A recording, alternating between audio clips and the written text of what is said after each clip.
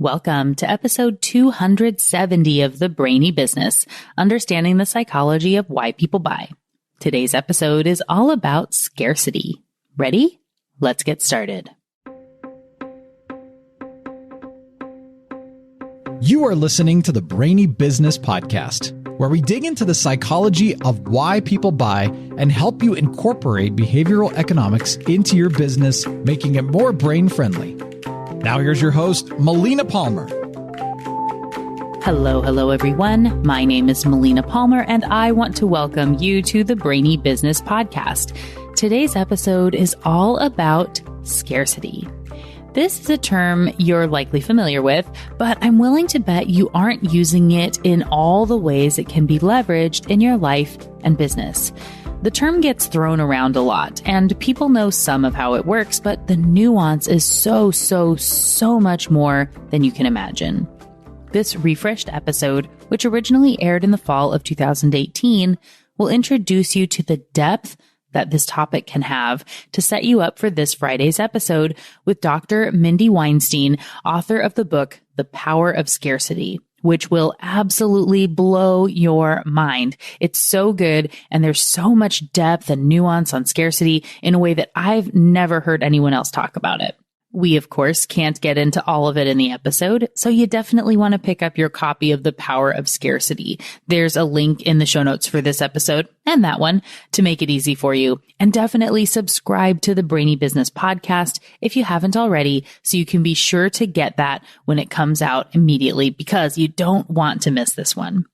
In today's show notes, you'll also find your free scarcity worksheet and links to past episodes and books and articles, many of which hadn't come out when the original episode aired, because like I said, it was very early on in the podcast's life. Those are all found in the app you're listening to and at thebrainybusiness.com/270. All right, let's talk about scarcity.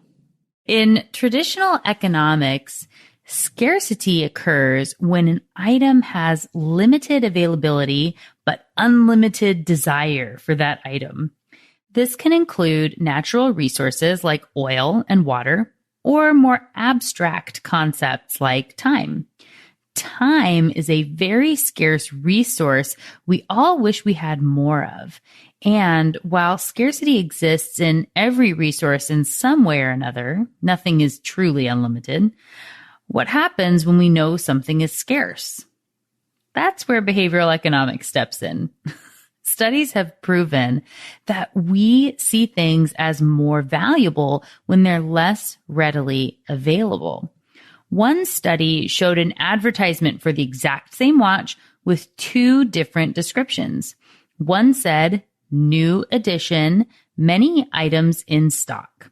And the other said, "Exclusive limited edition, hurry, limited stocks." What do you think happened?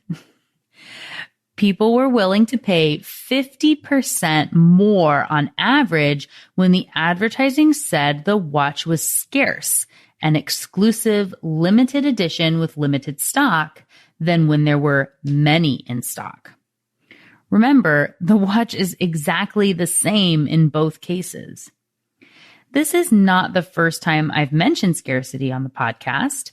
I talked about it in episode 8, What is Value, when I told you the ridiculous, and I wish it wasn't true, story of someone paying $75,000 for William Shatner's kidney stone on eBay.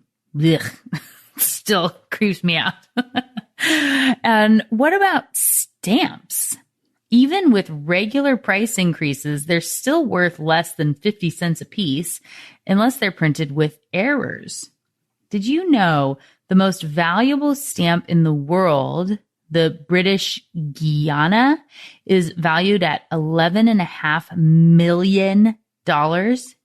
Why so expensive? It was a limited run and is the only one known to be in existence.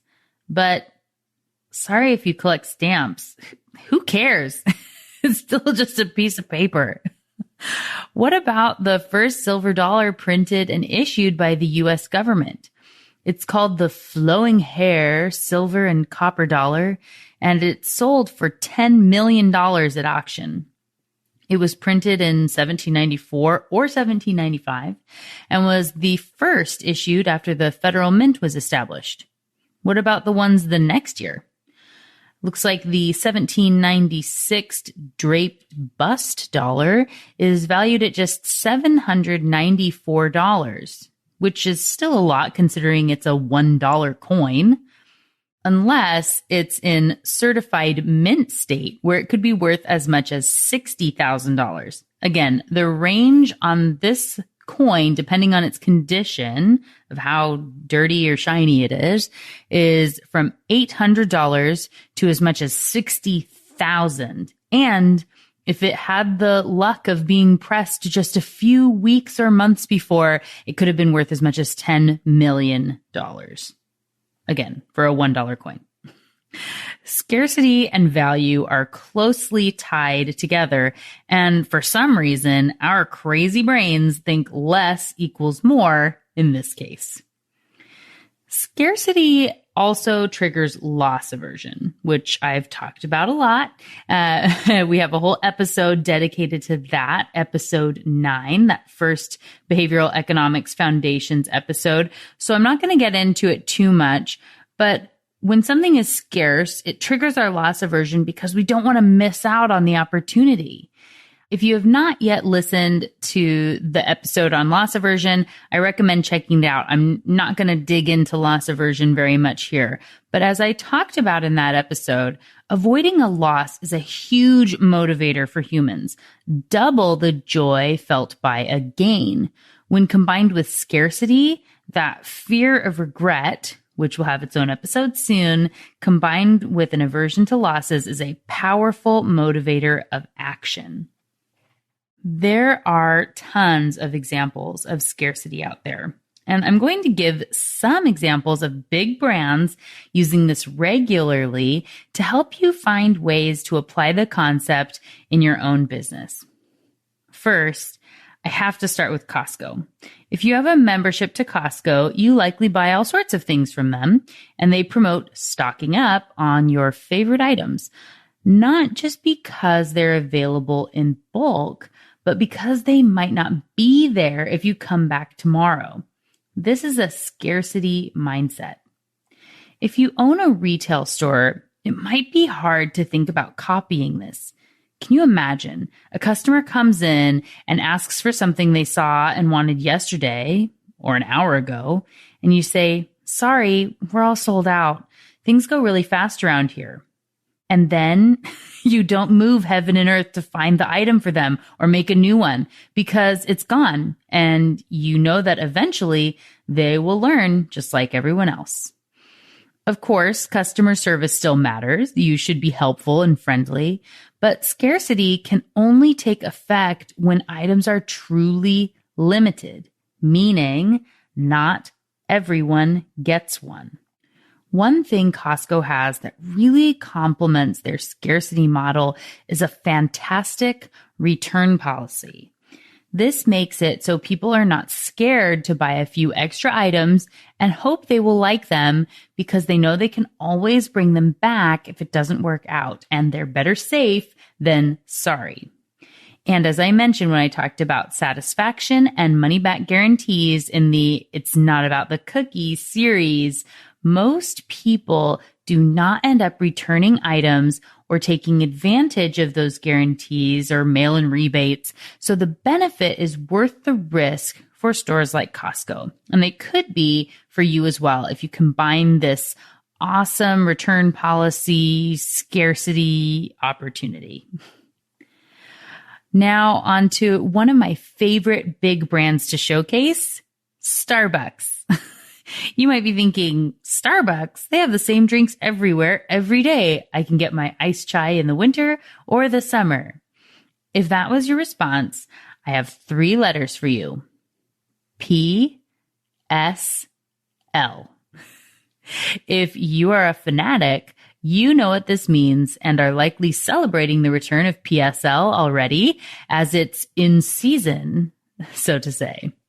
A season that seems to get longer and longer every year, but for those of you who are not huge fans, PSL stands for the Pumpkin Spice latte, a drink made famous by Starbucks, which is now imitated in all sorts of brands, from coffee creamers and pies and all sorts of things. I don't know. And even though it's hugely popular, it's only available a few months of the year. I think it used to only be available for the month of October, maybe into November. Now it comes out as early as September 1st. I'm not sure. I'm not a fan of pumpkin spice, which I know will likely shock many since I'm such a fan of its spice flavors in the chai tea latte. I just don't get pumpkin as a liquid consumable. I'm sorry. I also can't bring myself to try the eggnog latte, which is another seasonal item at Starbucks. If you like it, let me know on social media. Tell me that I'm crazy and I should give it a try. Scarce items can take on a life of their own. Did you know the Real PSL has 110,000 followers on Twitter? Yes, you can check out the Twitter handle at the Real PSL on Twitter. And the account's post from August 28th of this year saying, quote, signing on just to say I'm back. Let's catch up in real life had 2,300 likes, 654 retweets, and 88 replies. Have you ever had a post with that much interaction on it? Frappuccino also has its own Twitter account with 190,000 followers, which shows the power of a brand, but that will be the topic of another episode.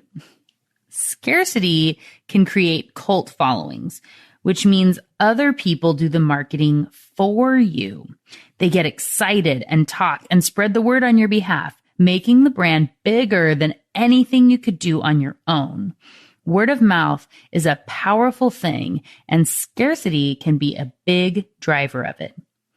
Consider another Starbucks invention that took the world by storm when it was announced about, now 18 months ago. The unicorn Frappuccino. Unlike many scarce items at Starbucks, which are usually available for a month or so, the unicorn frap was only going to be in stores for 5 days, but sold out in many locations in less than 2. Did Starbucks do a ton of promotion around the upcoming item? No. A quick scroll back shows one tweet on the Starbucks account, one from Frappuccino, and a single press release on the Starbucks website saying the unicorn was available, and all those were on the day it came out, which was April 19th of 2017. Apparently, the unicorn Frappuccino announcement was leaked a week or so in advance and basically broke the internet. Starbucks has a legacy of scarce items driving traffic into its stores, including the red cups, which only come out at the holidays and are disposable, I might add, but they get people across the globe jumping to be the first to post a coveted red cup selfie online each and every year. This is also extended to items they sell in stores. A venti-sized reusable cup with a straw this last holiday season came out with rose gold sequins and sold out almost immediately. People went crazy for it, and it still can be seen for nearly $100 on Amazon and eBay. Not to brag, but my hubs got me one of these, at retail, of course, for Christmas last year, and I love it. Though I would not have paid $100 for it. Speaking of rose gold insanity, did you know that they came out with rose gold mini ears at Disneyland this year? Those two were selling on the secondary market for astronomical amounts, and the stores in downtown Disney could not keep them on the shelves. They had a limit of 10 pairs per person to be able to buy them because they were so popular. And apparently, someone would tweet about it in the morning when they saw the trucks being unloaded, and they sold out almost instantly. Apparently, I'm the luckiest sparkle rose gold lover in the world because my hubby also found these for me, also at retail price, when we took the kids to Disney earlier this year. I am sharing a picture of myself enjoying my rose gold spoils on social media for your enjoyment, so you can see how beautiful these sequined items actually are. These examples from Starbucks and Disney are a combination of scarcity and availability, which is going to be the topic of next week's episode. That's essentially capitalizing on something popular and becoming part of the craze. Rose gold is hot right now, but it goes in and out of fashion. Unicorns rocking the internet. But not every attempt is a winner, and that's okay. If you're going to take a shot at incorporating scarcity, know that not everything will cause an uproar of epic proportions. Sometimes there will be duds. Starbucks has had a lot of other special frappuccinos, including the Crystal Ball, which came out earlier this year and was really not exciting to people. Definitely not the same as the unicorn of the year before, but they have a lot of winners. And it's about that search for that thing that's going to be able to fuel its own fire and your overall brand that people are just going to latch onto and go crazy over when it's scarce. And remember, it doesn't need to be anything super expensive either. Starbucks' red paper cups probably don't cost them that much more to make than the white ones, but people love them. And if they were available year-round, they would not have the same appeal. Scarcity matters. And yes, you can use scarcity even if you do not sell physical products. In some industries, like real estate, scarcity is implied. After all, at the end of the day, every house is unique. However, it's good to have a reminder for people to ensure their subconscious brain understands the scarcity and the need to act quickly. There are some words you can use to help trigger scarcity in the brain of your consumer. I'm going to list them here for you now, but they're also on the free worksheet. Here is the not exhaustive list. Limited time, extended, custom, handcrafted, one of a kind, closeout sales, or everything must go, and last chance. These terms can be added to more than just products, but services as well. Remember from earlier in the episode, time is a very valuable commodity, and you have a limited amount of yours to give.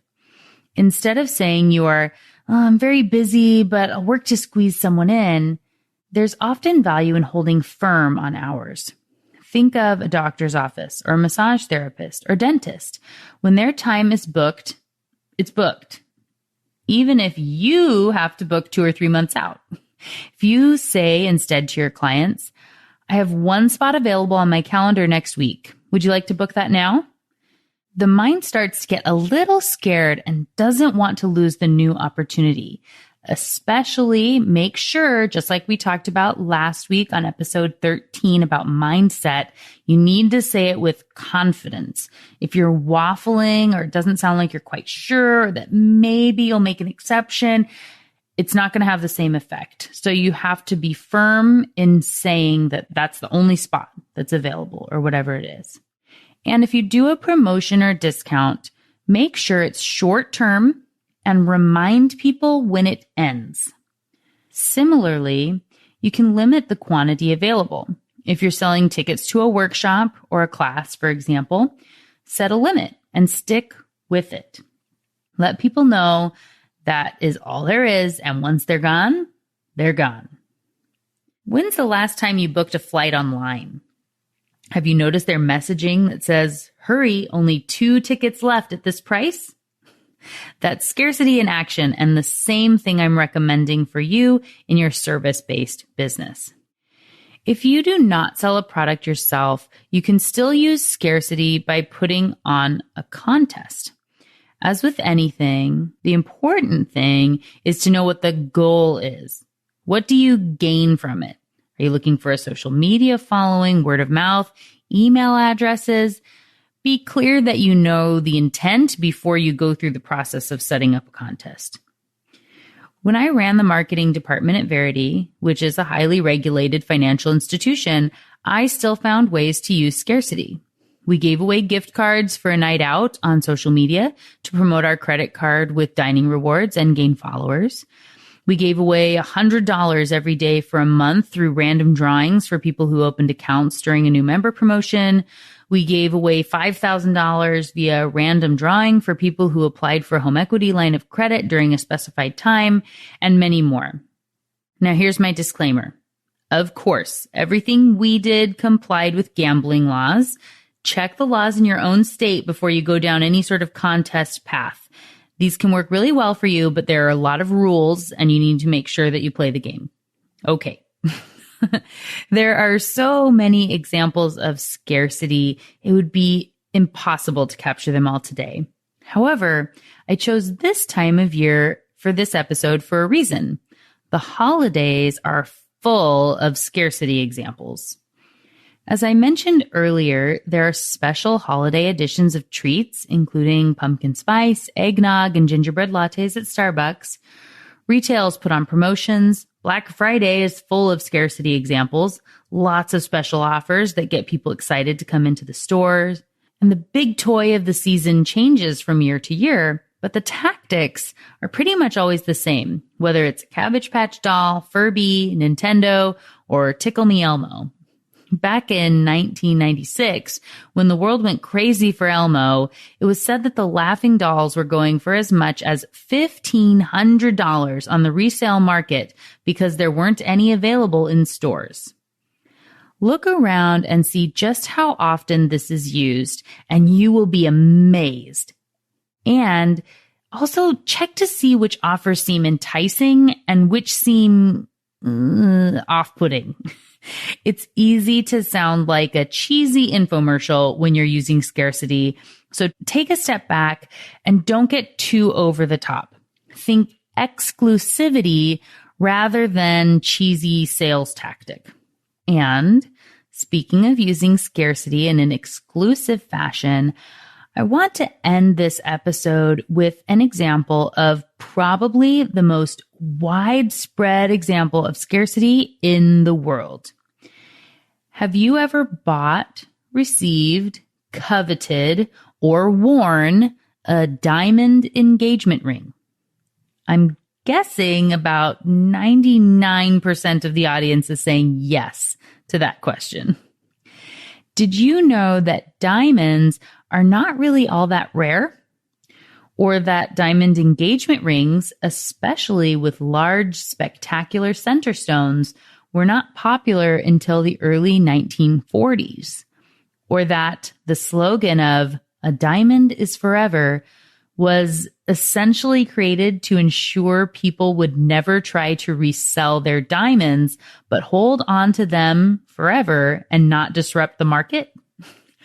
I have linked to a fascinating article from a 1982 issue of The Atlantic in the show notes, which outlines this whole story. I'll talk about it a lot more next week because it's about availability even more than scarcity, but these two concepts worked together to make diamonds what they are today, very much like how relativity and anchoring and adjustment work together. Scarcity and availability are another peanut butter and jelly sort of concept grouping. And in case you haven't listened, Anchoring and Adjustment and Relativity were episodes 11 and 12 on the podcast. So you should check those out. They're in the show notes. I'm going to read for you the first paragraph of that article as it just really sets the stage. It makes it so obvious how this works. It's crazy. Okay. The diamond invention. As a side note, notice they call this the diamond invention. Whoa. Okay. The diamond invention, the creation of the idea that diamonds are rare and valuable and are essential signs of esteem, is a relatively recent development in the history of the diamond trade. Until the late 19th century, diamonds were found only in a few riverbeds in India and in the jungles of Brazil. And the entire world production of gem diamonds amounted to a few pounds a year. In 1870, however, huge diamond mines were discovered near the Orange River in South Africa, where diamonds were soon being scooped out by the ton. Suddenly, the market was deluged with diamonds. The British financiers who had organized the South African mines quickly realized that their investment was endangered. Diamonds had little intrinsic value, and their price depended almost entirely on their scarcity. The financiers feared that when new mines were developed in South Africa, diamonds would become, at best, only semi-precious gems. The major investors in the diamond mines realized that they had no alternative but to merge their interests into a single entity that would be powerful enough to control production and perpetuate the illusion of scarcity of diamonds. The instrument they created in 1888 was called De Beers Consolidated Mines Limited, Incorporated in South Africa. And yes, they mean that De Beers. Over the next 100 years, De Beers owned and controlled over 90% of the world's diamonds. Through a carefully crafted mix of controlling price, available inventory, and strategic advertising, they completely changed the world. It's an amazing story, and many of the tactics used would not be tolerated today. However, the lesson remains. Scarcity is a tactic that works, especially when combined with availability, which, as I said, I will dig into next week. And if you read the article before then, awesome. As a side note, it's quite lengthy, but definitely worth it in my opinion. However, if you don't want to take that time, just tune into next week's episode and I'll give a lot more details on what they did and why it worked based on what we know today about the subconscious brain and how it makes buying decisions. Essentially, on the scarcity piece, they were able to realize very quickly that if there were so many diamonds available, they wouldn't have any value to them. Again, think back to the episode on value, which I did a few weeks back. So if there's not enough value, they need to control the supply that's available to keep demand high. We're getting back into basic economic theory here. So they were able to hold back. So if they had a year where there were a ton of diamonds that came out of the mines, they didn't necessarily leak them all into the market. They would hold them back for times when they needed that supply and then let it out.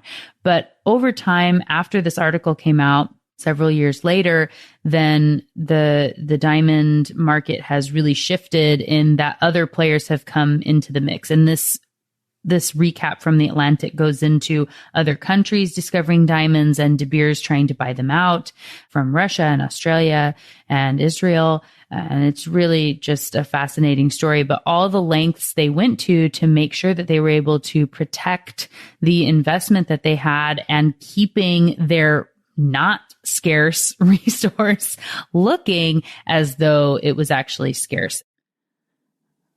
So, what got your brain buzzing as you learned about scarcity today? For me, I really like concepts that have more to them than what they seem, where if you care enough to dig a little deeper and keep learning, which I know you do since you're here, you can make some slight tweaks or be a little more intentional than your competition and see huge results. As I've said already, scarcity is one of those concepts we all know, but few of us really know, you know? And hopefully this episode gave you some insights into the depth of scarcity. But trust me, we're barely scratching the surface in preparation of what is to come with Dr. Mindy Weinstein when she's here this coming Friday in episode 271 to share about her work and the book, The Power of Scarcity. In the meantime, if you're wanting to dig deeper on scarcity and already have your copy of What Your Customer Wants and Can't Tell You, go ahead and flip to chapter 10 to read a little more about this concept and how it applies in business. There's a link to both our books as well as your free scarcity worksheet and related past episodes, like my conversation with Dr. Bob Cialdini about his book Influence, all waiting for you in the show notes at thebrainybusiness.com/270. And just like that, episode 270 on scarcity is done. Join me Friday for a brand new episode with Dr. Mindy Weinstein to talk about the power of scarcity. It's going to be a lot of fun. You don't want to miss it. Until then, thanks again for listening and learning with me. And remember to be thoughtful. Thank you for listening to the Brainy Business Podcast. Molina offers virtual strategy sessions, workshops, and other services to help businesses be more brain-friendly. For more free resources, visit thebrainybusiness.com.